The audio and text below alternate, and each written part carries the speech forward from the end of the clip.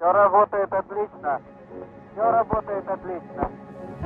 Il y a 60 ans, jour pour jour, Youri Gagarin devenait le premier homme à voyager dans l'espace. Et depuis, les conquêtes spatiales se sont vraiment multipliées. Une importante quantité de restes de fusées et de débris s'y est alors accumulée.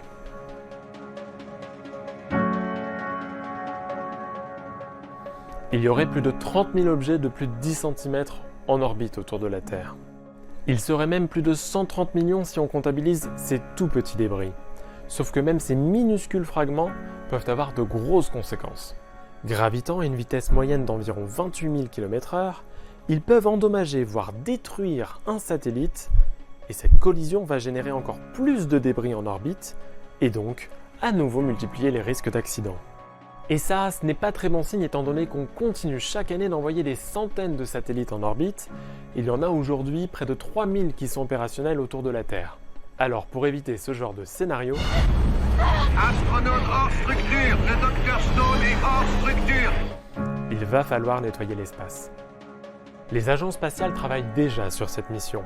L'ESA, l'agence spatiale européenne, s'est déjà engagée avec une start-up suisse qui s'appelle ClearSpace. D'ici 4 ans, elle devrait envoyer un engin équipé de 4 bras, capable de récupérer de gros débris, pour ensuite les emmener se consumer plus bas dans l'atmosphère. Il existe d'autres initiatives comme celle d'Astroscale, une société japonaise. Elle expérimente la technique de l'amarrage magnétique. En d'autres termes, son engin tente d'attirer un déchet comme avec un aimant, avant de le rapporter là aussi dans l'atmosphère pour qu'il se désintègre. Et puis, un autre nettoyeur de l'espace qui s'appelle Remove Debris a commencé à faire ses preuves. Lui, il a été lancé en orbite en 2018 et c'est le premier à tester ces techniques dans l'espace.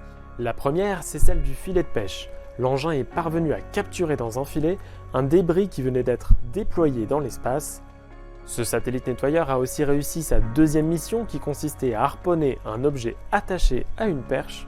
Cette méthode pourrait notamment s'avérer efficace pour modifier la trajectoire d'un débris qui menacerait par exemple la Station spatiale internationale.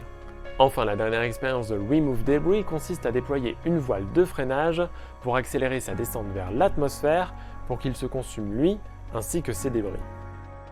La course au nettoyeur de l'espace ne fait donc que commencer et elle sera primordiale dans les prochaines années pour éviter que notre orbite ne ressemble à un vrai dépotoir.